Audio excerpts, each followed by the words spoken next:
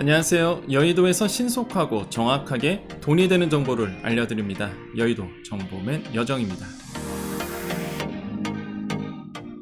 자, 오늘 방송은 소상공인 자영업자만 보십시오. 그렇게 말한 이유가 있는데요. 현재 자영업자의 대출 3분기 말 기준으로 했을 때 1천조 원을 돌파를 했습니다. 말이 1천조 원이지 말 그대로 자영업자 소상공인 분들은 대출로서 연명하고 있다라고 보시면 되겠는데 2023년도는 더 어려울 것으로 보고 있습니다. 이런 상황에서 제가 여러분께 여쭙습니다. 지금 현 정부는 소상공인 자영업자들에게 현금성 지원은 없다라고 이야기하고 있는데요. 여러분, 2023년도에 현금성 지원이 필요하지 않을까? 이런 어떤 퀘스천 마크를 여러분께 한번 던져봅니다. 왜 그러냐면 현재 그 정부가 내놨던 2023년도 경제 정책 방향에 보면은 좀 이따 보여드릴 텐데 전혀 소상공인에 대한 지원 내용이 없습니다. 지금까지 해왔던 금융 지원 정책인데 제가 봤을 때는 금융 지원 정책에 큰 힘을 발휘하지 못하고 있다라고 평가를 해보거든요.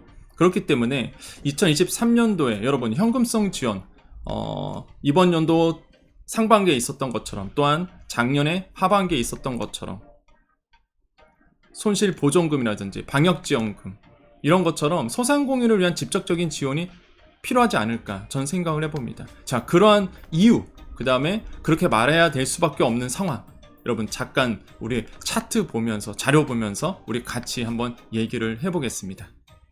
자, 오늘 제가 얘기하는 거에 대해서 여러분 공감을 하시면요 적극적으로 좀 공감을 표시해 주십시오.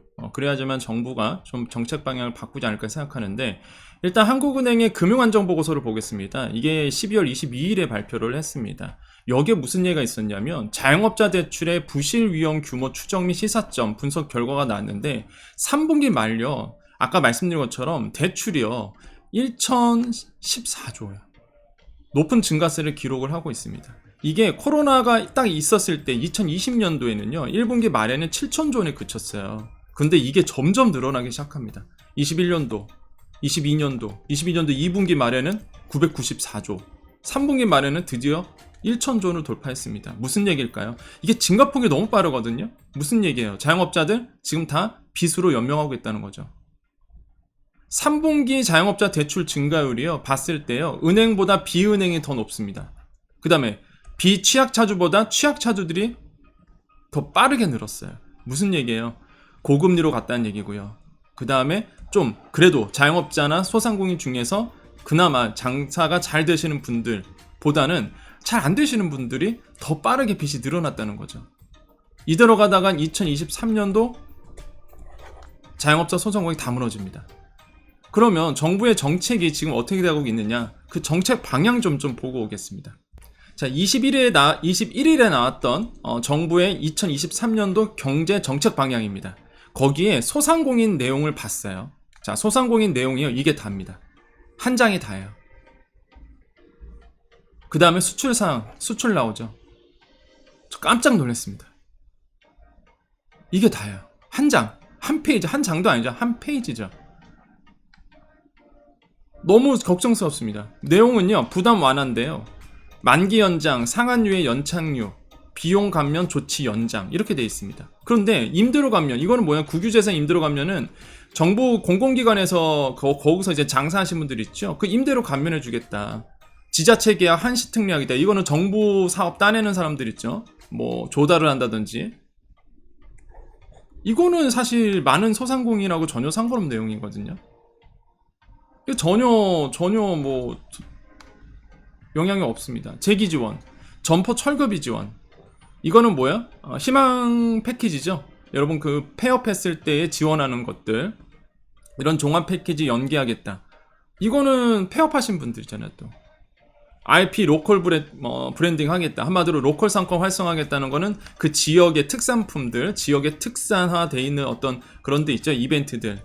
그런데 그런 거를 이제 좀 뭐 지원하겠다. 여가 지역경제 활성화, 여가권 보장해서 관계부처 협의를 통해서 대체 공휴일 지정 확대해서 말 그대로 뭐 소비를 촉진하겠다 이런 얘기인데 축제하겠다, 관광하겠다 없어요. 뭐가 없느냐? 지원 얘기가 없습니다. 사실 저는 너무 좀 사실 2023년도 경제정책 방향 보면서 조금 뭐라 할까요? 실망을 많이 했다? 소상공인들 지금 너무 어려운데 2023년은 거의 뭐 지금 이대로 가다가는 소상공인들 거의 뭐 진짜 폐업 속출할 가능성이 높다는 거죠. 여러분 공감하시나요? 그래서 한국은행은 그래서 이렇게 제안하고 있습니다. 이 금융안정 보고서에 끝에 보면은 자, 금융 지원 정책 효과마저 소멸된 취약차주 중심으로 이게 뭐예요? 금융 지원 정책이 뭐였죠? 그렇죠. 손실보존금이라든지 방역지원금. 우리가 소상공인 자영업자들이 받았던 지원들. 이런 금융 지원 정책 효과마저 이제 소멸된다 그러면 이거 직접적인 금융 지원 정책이죠? 이게 만약에 소멸되면 취약차주 중심으로 부실 위험이 크게 높아질 가능성이 높죠. 그래서 여기서 말하는 또 금융지원 정책은 지금 현 정부가 하고 있는 채무 전환이라든지 대환이라든지 이런 것들인데 사실 어렵거든요. 지금 상황이. 이런 부실 위험 축소를 위해서는 취약차주의 채무 조정을 촉진하고 지금 하고 있는 내용입니다. 그런데 은행 가면 다 까이고 있죠. 그것도 불만이에요. 저는.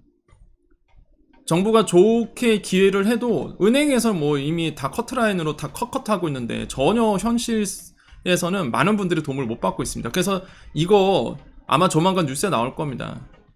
채무조정 받으신 분들이 많이 없어요. 지금 소상공인 중에서도.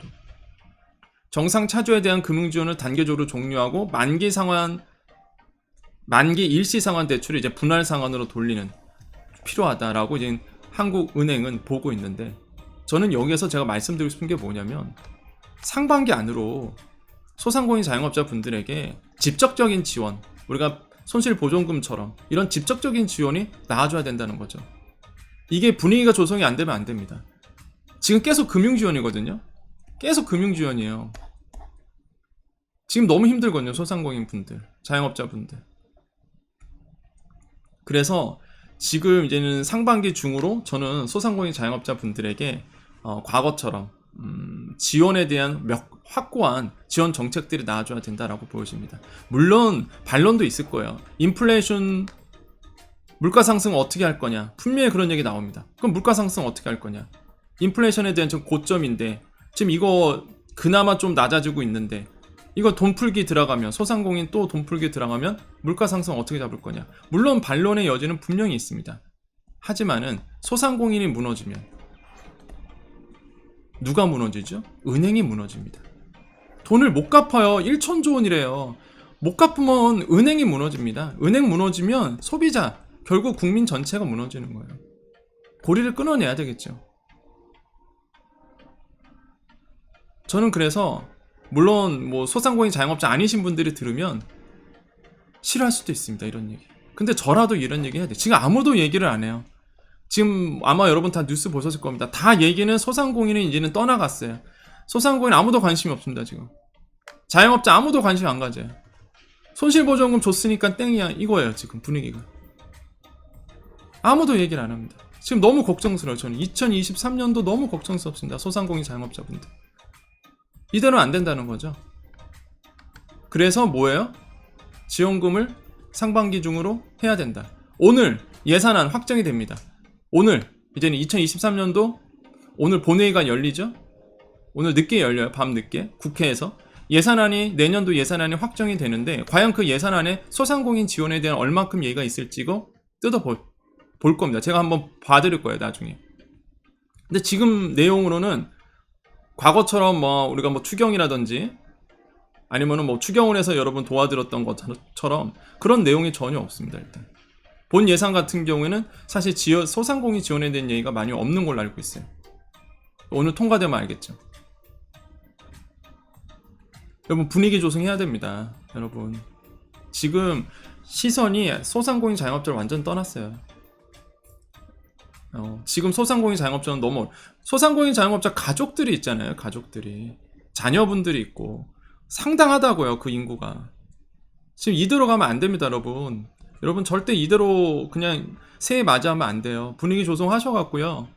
어떻게든 여러분 지금 내년도 상반기 중으로 여러분에 대한 지원이 나아주기를 해야 됩니다. 그래서 제가 처음에 방송할 때 소상공인 자영업자 보라고 얘기했던 거예요. 저라도 얘기합니다. 오늘 제가 연합뉴스에서 7시 20분에 출연을 합니다. 오늘 이제는 예산안이 통과가 되잖아요. 그래서 그 예산안 얘기하러 가거든요, 방송에. 근데 이제는 예산은 얘기다 보니까 소상공인 얘기는 못 하겠죠. 만약에 앵커가 질문을 하면 소상공인 얘기를 제가 꺼낼 거거든요. 근데 일단은 주제가 예산안 주제다 보니까 아마 소상공인에 대한 내용이 아니다 보니까 말을 안 하겠지만, 어쨌든 간에 만약에 비슷한 질문이라도 오면 저는 소상공인 얘기 꺼낼 겁니다. 너무 힘들다. 과연 그 예산안에 소상공인에 대한 내용이 어느 정도 포함되어 있는지. 여러분 꼭 지금 분위기 조성을 하셔야 됩니다. 제가 오늘 방송 찍는 이유는요, 너무 걱정스러워서 그렇습니다. 지금 2023년이 소상공인 분들에게 최악의 한 해가 될 수 있어요. 왜냐면 소비가 지금 완전 막혔거든요. 돈이 안 돌아요, 지금 시장에서. 채권 시장에서도 마찬가지고요. 돈이 지금 안 돌기 시작합니다. 그러니까 소상공인 분들이 돈을 벌 수가 없어요, 지금. 돈이 안 도니까. 참 안타깝습니다. 그래서 오늘은요, 제가 약간 무거운 얘기를 했습니다. 이대로는 안 된다는 거죠. 저라도 얘기합니다. 많은 분들이 그러시죠. 저 초심이 잃지 않습니다. 여러분 항상 우리 소상공인 자영업자분들 제가 항상 생각하고 있고요. 여러분들 어떻게든 도움이 될 수 있도록 계속 얘기를 할 겁니다. 그래서 오늘은 소상공인 자영업자 얘기였습니다. 자, 여기까지 하겠습니다. 그래도 아무리 힘들다고 하더라도요, 여러분 그래도 우리 자영업자 소상공인 분들 잘 해낼 수 있을 거라고 생각합니다. 다만 정부의 지원이 좀 나아주기를, 이런 좀 희망을 걸어보고요. 여러분 우리 희망대로 2023년도 상반기 중으로 뭔가 자영업자 소상공인을 위한 지원 정책들이 한 번 더 나아주기를 우리 한번 희망해 보겠습니다. 꼭 그랬으면 좋겠습니다. 자, 마지막으로 또 우리 항상 인사하는 게 있죠. 우리는 항상 잘 된다 해야지 또 잘 됩니다. 말이 씨가 된다고요. 우리는 항상 끝날 때 인사법이 있습니다. 자, 뭐였죠? 한번 더 오늘도 외쳐봅니다.